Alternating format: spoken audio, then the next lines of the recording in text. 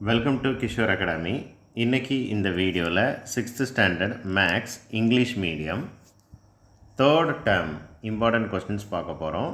Second சாப்டரில் example 7 என்ன அப்படிங்கிறத பார்க்க போகிறோம். எக்ஸாமினேஷன் பாயிண்ட் ஆஃப் வியூவில் இது ஒரு important question. Arrange the following integers in ascending order. Ascending ஆர்டர்னால் என்னன்னு நமக்கு நல்லாவே தெரியும். ஏறு வரிசை. அப்போ ஏறு வரிசைன்னா என்ன அர்த்தம்? சின்ன நம்பர்லேருந்து பெரிய நம்பரை என்ன செய்யணும்? எழுதணும்.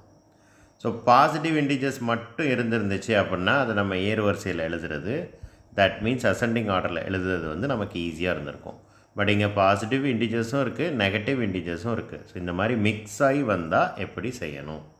ஸோ சொல்யூஷன்ஸ் இங்கே கொடுத்துருக்குறாங்க. ஸ்டெப் 1. ஃபர்ஸ்ட் ஸ்டெப் என்ன செய்யணும் அப்படின்னா, பாசிட்டிவ் நம்பர்ஸ்லாம் தனியாக எழுதுங்க, நெகட்டிவ் நம்பர்ஸ்லாம் தனியாக எழுதுங்க. முடிஞ்சு போச்சு. அதுதான் first step. So separate the positive integers and the negative integers அப்படின்னு சொல்லி இந்த லைன் எழுதி ஃபர்ஸ்ட் லைன் எழுதிக்கோங்க. ரெண்டாவது லைன், இப்போ இந்த பாசிட்டிவ் நம்பர்ஸ் எல்லாம் அசெண்டிங் ஆர்டரில் எழுதுங்க. அது ரொம்ப ஈஸி. அது எப்படி எழுதணும்? இருக்கிறதுலே சின்ன நம்பர் 1, அதை விட பெரிய நம்பர் 3, அதை விட பெரிய நம்பர் 12, அதை விட பெரிய நம்பர் 18, அதை விட பெரிய நம்பர் 25 எழுதியாச்சு. அதே மாதிரி நெகட்டிவ் இன்டிஜர்ஸ்லேயும் சின்ன நம்பர்லேருந்து பெரிய நம்பர் எழுதணும். ஸோ இங்கே எழுதும்போது மட்டும் கவனமாக இருக்கணும். நெகட்டிவ் இன்டிஜர்ஸில் எங்கே வேல்யூ ஜாஸ்தியாக இருக்கோ, எங்கே நம்பர் பெருசாக இருக்கோ அதுதான் ஆக்சுவலாக சின்ன நம்பர், சின்ன வேல்யூ இருக்கக்கூடிய நம்பர். ஓகே, அப்போது இங்கே 20 இருக்கும். இங்கே இருக்கிறதுலே நெகட்டிவ் இன்டிஜர்ஸில் இருக்கிறதுலே பெரிய நம்பர் வந்து -20. ஆனால் அதுதான் ஆக்சுவலாக இருக்கிறதுலே கம்மியான வேல்யூ கொண்ட நம்பர்.